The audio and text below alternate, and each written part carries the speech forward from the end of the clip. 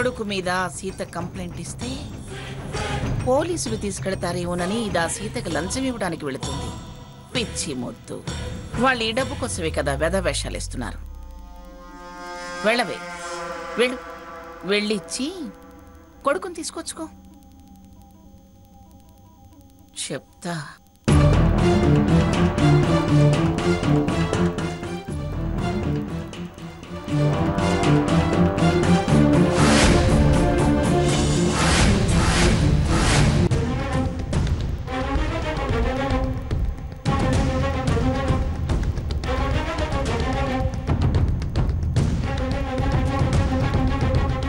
విన్నావుగా మా నాన్న మాటలు బావ మాటలు.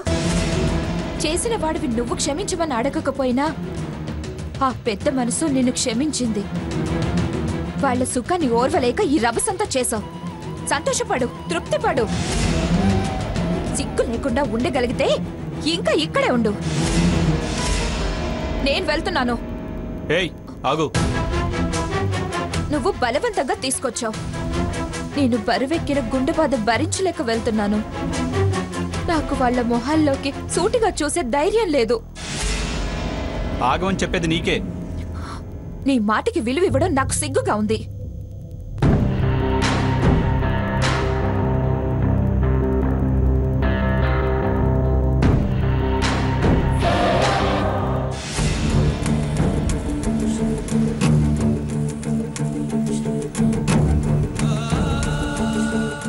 తరపున నేను క్షమాపణ అడుగుతున్నాను. నన్ను క్షమించండి నాన్న. లేమ్మా,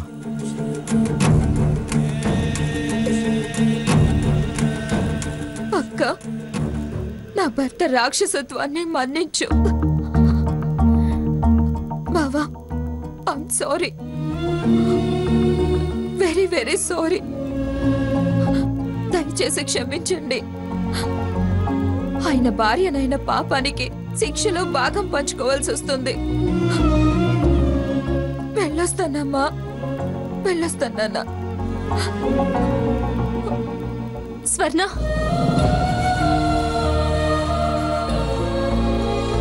పిన్ని, నువ్వు వెళ్ళి క్లాత్ వాటర్ తీస్తానే. తొందరండి. బాబురా, అల్లుడి గారు రండి, ఇక్కడ కూర్చోండి. ఇక్కడ కూర్చోండి. కూర్చోండి.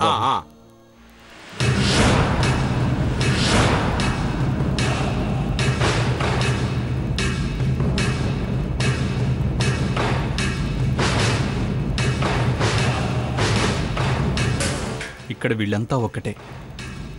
కంప్లైంట్ ఇస్తే మన మాట వినేవాళ్ళు ఉండరు. మా ఇంటికి వెళ్ళడమే బెటర్.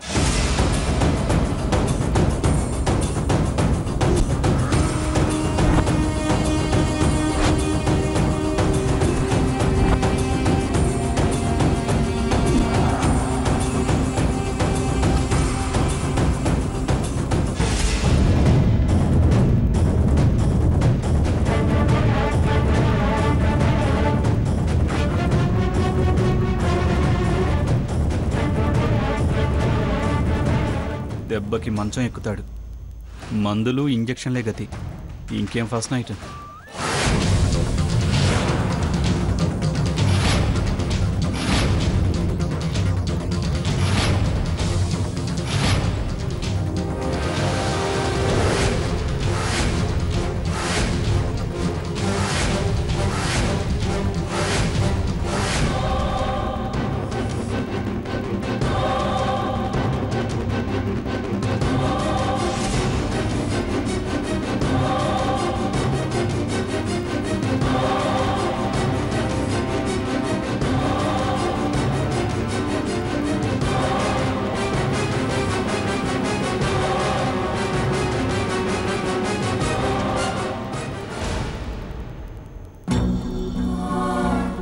మీరెక్కడికి వెళ్తున్నారండి?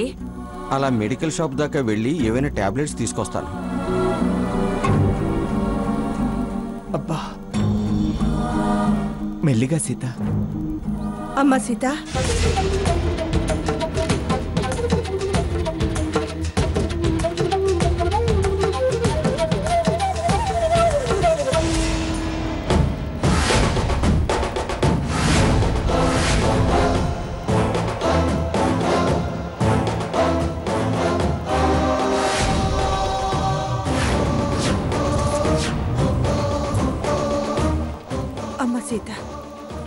నా కొడుకు చేసిన తప్పుకి నేను క్షమాపణ అడుగుతున్నాను.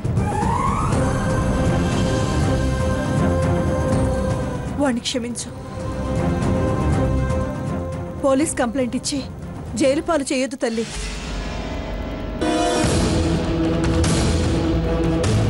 ఇదిగోమ్మా, వాడు చేసిన తప్పుకు పరిహారంగా ఈ 7 వారాల నగదు తీసుకో. వాడిని వదిలే తల్లి. తీసుకోమ్మా.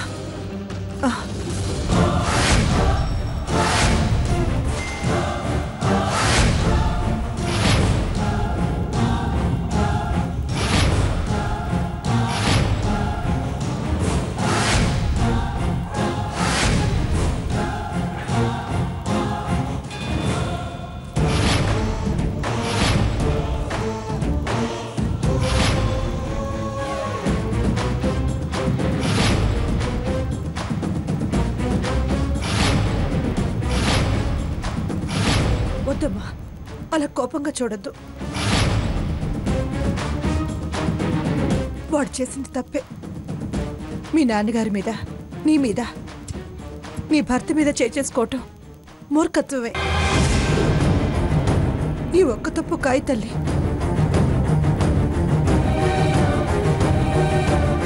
దెబ్బ కొట్టిన అతని తల్లిగా అతన్ని రక్షించుకోవడం కోసం తప్పుకి ఖరీదు, క్షమాపణకి పారితోషికం ఇవ్వడానికి ఇక్కడికి వచ్చారా?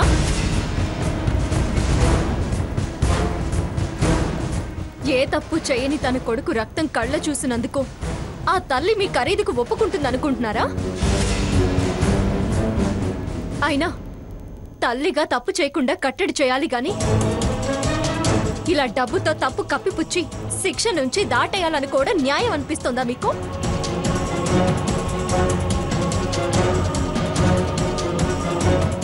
నా భర్తను నా కళ్ళ ముందే గాయపరిచిన మీ అబ్బాయిని డబ్బుకు ఆశపడి వదిలేస్తానని మీరెలా అనుకున్నారు? నన్ను తప్పుగా అంచనా వేశారా? డబ్బుకి అమ్ముడు పోయే మనిషిని అనుకున్నారా? సీత, నా అసమర్థత గురించి అన్ని తెలిసిందానివే. నువ్వే ప్రశ్న వేసినా సమాధానం చెప్పలేను. వాడిని క్షమించమని అడగటం తప్ప మరో మాట మాట్లాడలేని స్థితిలో ఉన్నాను. వాడి తప్పును సమర్థిస్తున్నానో, నిన్ను తప్పుగా లెక్క కడుతున్నానో అనుకోవద్దు. కేవలం ఓ తల్లిగా వాడు తప్పును ఖాయమని మాత్రమే వేడుకుంటున్నాను. ఇది తప్పు మాఫీకిస్తున్న పరిహారం అనుకోవద్దు. నా బాధ అర్థం చేసుకో, నా ప్రేమను అర్థం చేసుకో. తీర్పుల్లో కూడా చాలా రకాలుంటాయి. జైలు లేదా జరిమానా అని. అలాగే జైలు తప్పించే జరిమానాగా భావించు.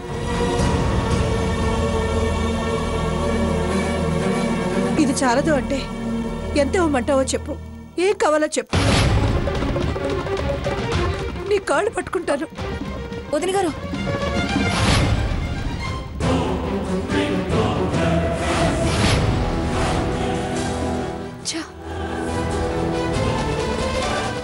కొడుకు చేసే తప్పులకు ఇలా మీరు అవతల వాళ్ళ కాళ్ళ దగ్గర తలొంచడం మొదలు పెడితే అతని తల బిరుసు, తల పొగరు తగ్గదు.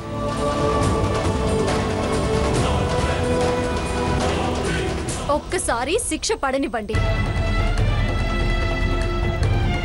మార్పు మీకే మంచి చేస్తుంది. ఆ శిక్ష అనుభవించటమే నేను చూడలేనమ్మా. పోనీ వాడికి వెయ్యాలనుకున్న శిక్ష ఏదో నాకు వెయ్యి. సంతోషంగా అనుభవిస్తాను. ఇంతకాలం మీరు ఆ ఇంట్లో అనుభవించిన శిక్ష కన్నా పెద్ద శిక్ష ఏముంటుంది వేయడానికి? నా కొడుకు కోసం ఏ శిక్ష అయినా భరిస్తానమ్మా. మీరిలా భుజం మీద వేసుకుంటే అతని జన్మలో మారడు. మీ జోలికి రాకుండా చూస్తాను. మాకు ఎదిరించడం, బుద్ధి చెప్పడం, దారికి తీసుకురావడం అన్నీ తెలుసు. ప్లీజ్ తల్లి, నా మాట ఈ ఒక్కసారికి మన్నించు. చూడమ్మా లక్ష్మి, నేను సీతను తన ప్రయత్నం విరమించుకోమనే వేడుకున్నాను. నా కూతురి మీద నాకు నమ్మకం ఉంది. నువ్వు వెళ్ళమ్మా. తనుగా ఏ సమాధానం చెప్పకపోయినా సీత తండ్రిగా మీ మాట మీద నాకు చాలా నమ్మకం ఉంది. మీ మాటకు సీత విలువిస్తుంది, ఖచ్చితంగా గౌరవిస్తుంది.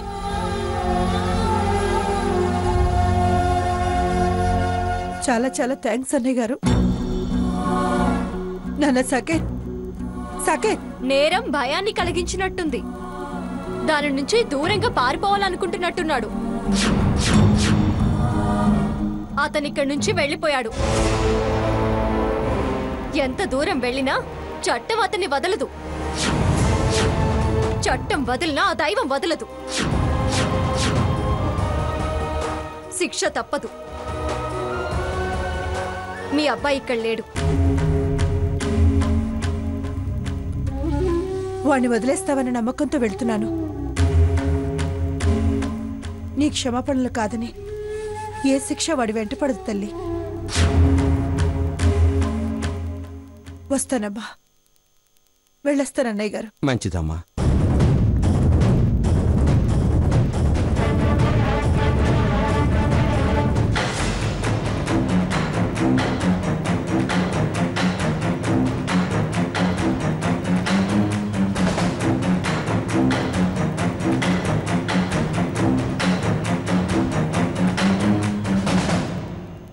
వాడేడే? ఎంత పిలిచినా రానని ఆయన మొండికేసి అక్కడే కూర్చున్నాడు. వాడు కూర్చుంటే నువ్వు వదిలేసి వచ్చావా? ఏం పెళ్ళాని వేణు? నన్నేం చేయమంటారా మామ? ఎంత బతిమలాడినా రానంటే రానన్నారు. పైగా పోతే పో అని నన్ను గెంటేశారు. అవును, మీ అక్క సీత పోలీస్ కంప్లైంట్ ఇచ్చిందా? ఇస్తానని మొండి పట్టుదలతో ఉంది. మా నాన్న వద్దని బతిమలాడుతున్నారు. పోలీసులు నా మనవణ్ణి జైల్లో పెడతారనుకుంటుందా మీ అక్క? వాడు పిఠాపురం మంగమ్మ మనవడని మర్చిపోతుంది. ఇంతకన్నా గొప్ప గొప్ప వాళ్లే ఊచలక్క పెడుతున్నారు. ఆనంద్,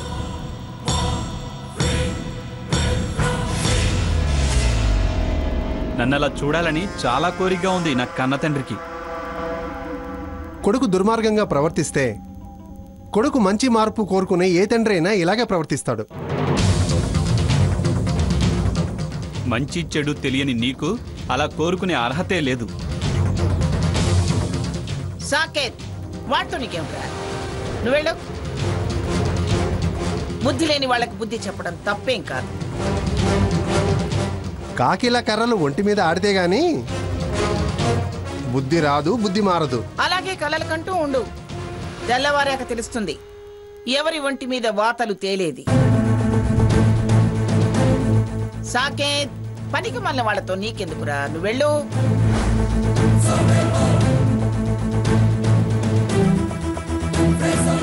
నువ్వేమిటే నిలబడ్డావు బొమ్మ? వెళ్ళా. నేను వెళ్ళనమ్మా, నాకు భయం వేస్తుంది. తెల్లవారాక తెలుస్తుంది ఎవరి ఒంటి మీద వాతలు తేలేది. సాకేత్, పనికి మళ్ళీ వాళ్ళతో నీకెందుకురా? నువ్వు వెళ్ళు.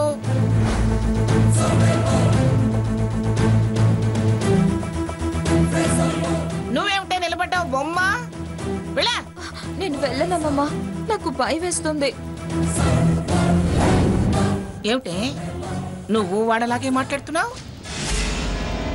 వాడేమన్నా రాక్షసుడు అనుకున్నావా ఏమిటి? వెళ్ళు. వెళ్ళి వాడి కోపం తగ్గేలా చూడు. భయం ఏదైనా కడుపులో ఉంటే ధైర్యం చెప్పు. ఏది జరిగినా చూసుకోవడానికి నేనున్నానని చెప్పు. వెళ్ళు. ఇలాగే వెనకేసుకురా. అందరూ ఎప్పుడో ఒకప్పుడు సెంట్రల్ జైల్లో కాపురం పెట్టాల్సి వస్తుంది. అంత కోరికగా ఉంటే నిన్ను నీ పెద్ద కొడుకుని ఉంచుతానులేరా. సరదాగా కరువుదీరా మాట్లాడుకుంటూ కాలక్షేపం చేతురు గాని.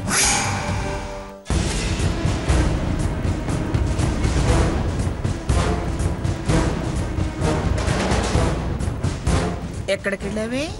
అది ఏమిటి నసుకుతున్నావు?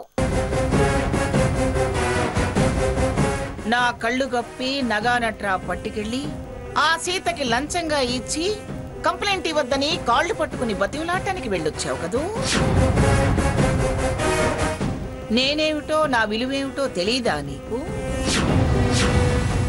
ఆ దరిద్రపు దానికి భయపడి నా మాటకు విలువివ్వకుండా దాని కుంపకెళతావా?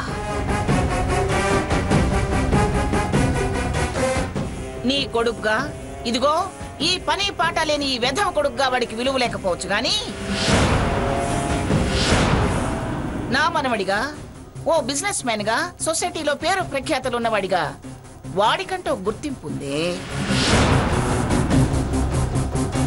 అడ్డమైన వాళ్ళందరూ వెధవరాతలు రాసిచ్చినంత మాత్రాన వాడిని పోలీసులు పట్టుకెళ్తారనుకున్నావా? ఎవరేంటో ఎవరి విలువేంటో అనేది విచారణ తర్వాత. ముందు జీప్ ఎక్కిస్తే మన పరువే కదా పోయేది.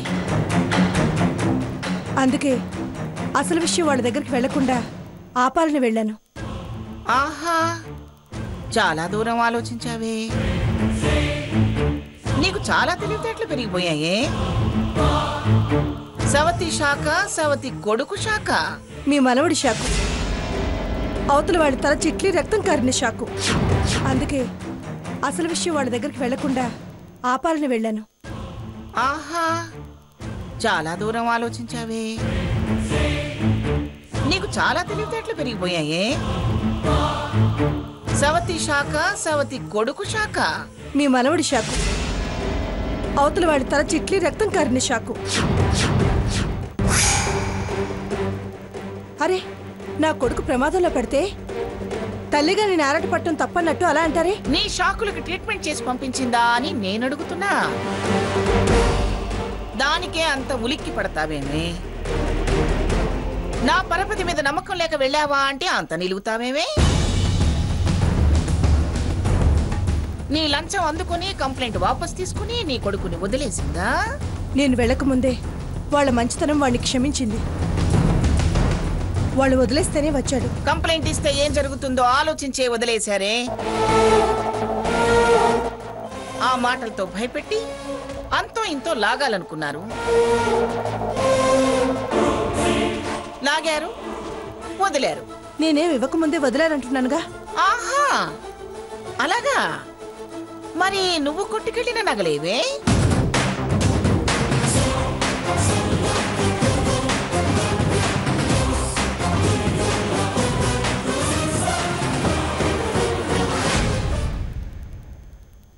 పిన్ని, ఆ వాటర్ ఇలా ఇవ్వండి.